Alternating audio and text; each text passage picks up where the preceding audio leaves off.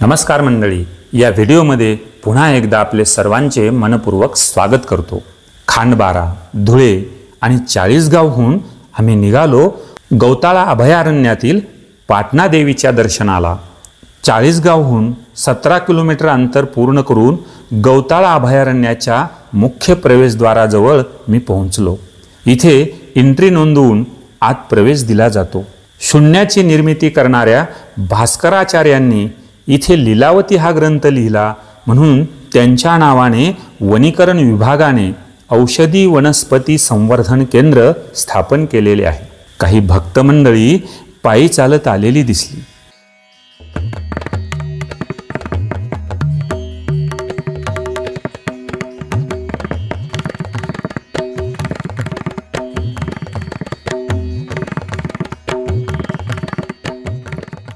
देवीचा परिसर नितांत सुंदर भासतो। मंगळवार असल्याने भक्तांची आणि स्टॉल धारकांची लगबग दिसून आली। पाटणा गावाच्या नावावरून हे क्षेत्र पाटणा देवी म्हणून ओळखले जाते।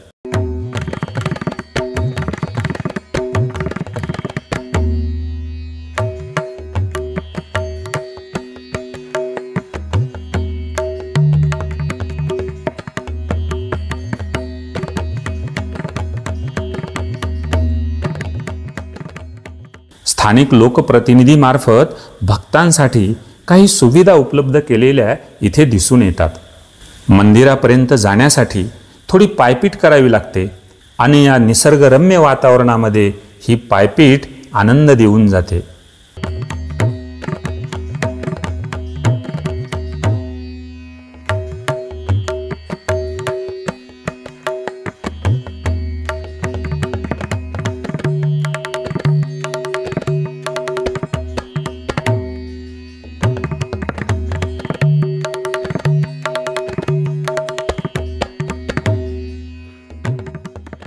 हे बाबा गंध लावण्याची विनंती आम्हास करू लागले।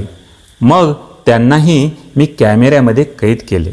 नाश्ता, चहा पाणी, प्रसादाची दुकाने भाविकांच्या सेवेमध्ये तत्पर असतात। या आजीबाई अस्सल रानमेवा विक्रीसाठी घेऊन बसलेल्या दिसल्या। दर्शन मार्गावरील हे आवळा, काकडीचे स्टॉल पाहून तोंडाला पाणी सुटते।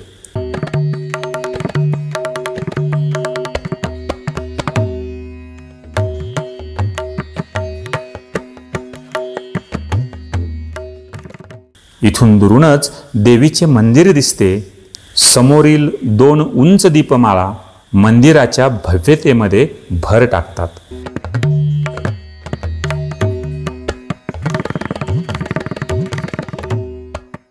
निराधारांना आधार देणे या तत्वाची अनुभूती देखील इथे येते।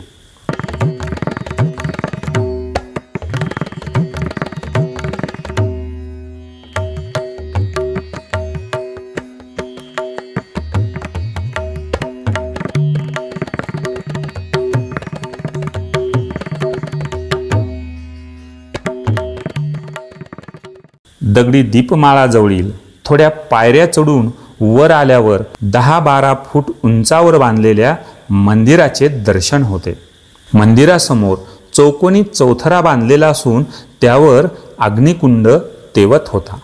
मंदिर हेमाडपंथी असून ते 12व्या शतकातील असल्याचे सांगितले जाते।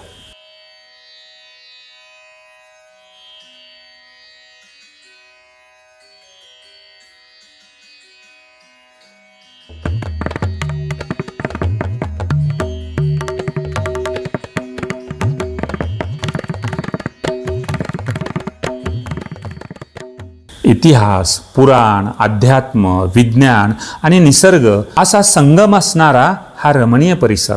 मंदिरामध्ये प्रथम या देवी देवतांचे दर्शन होते, मग पुढे पाटणा देवी म्हणजेच आदिशक्ती चंडिका देवीचे दर्शन होते।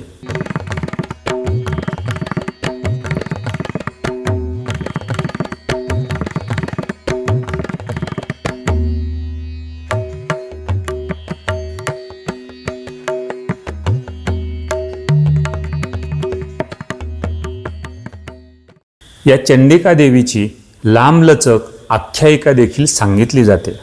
मंदिर परिसरामध्ये हे वन्यजीव खाद्याच्या शोधासाठी जमा झालेले आपल्याला दिसून येतात.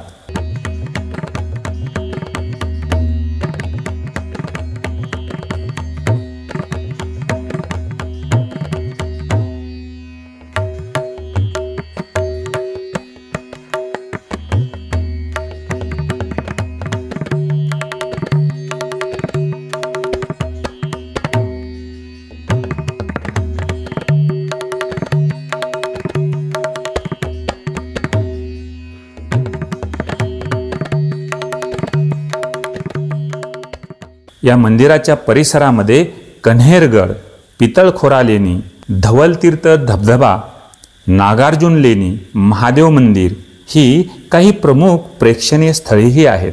निसर्गाच्या सानिध्यातील या पाटणा देवीला आपण नक्की भेट द्या.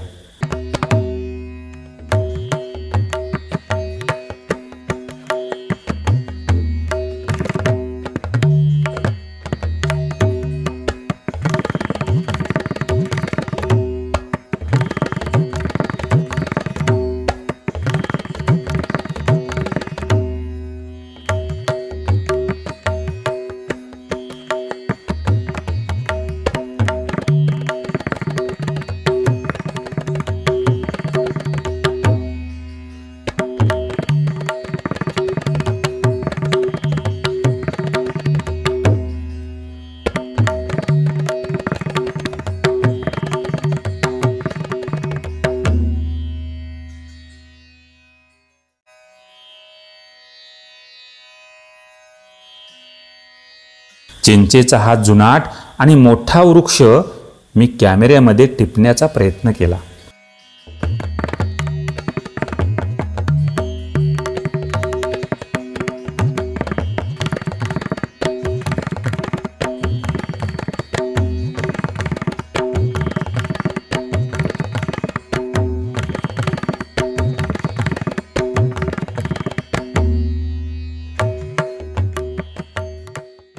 मग इथे या देवीचेही दर्शन झाले. भक्तांना आशीर्वादही दिला जात होता.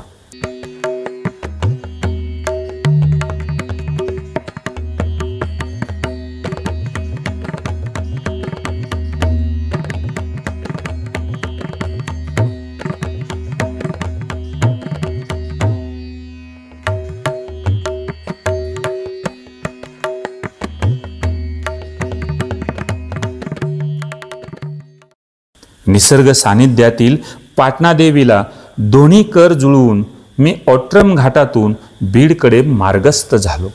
मंडळी, अशाच नवनवीन व्हिडिओच्या अनुभूतीसाठी पाहत रहा ज्ञानदीप वेब सिरीज, म्हणजेच अनुभूतीतून ज्ञानप्राप्ती. तेव्हा पुन्हा भेटू. तोपर्यंत धन्यवाद.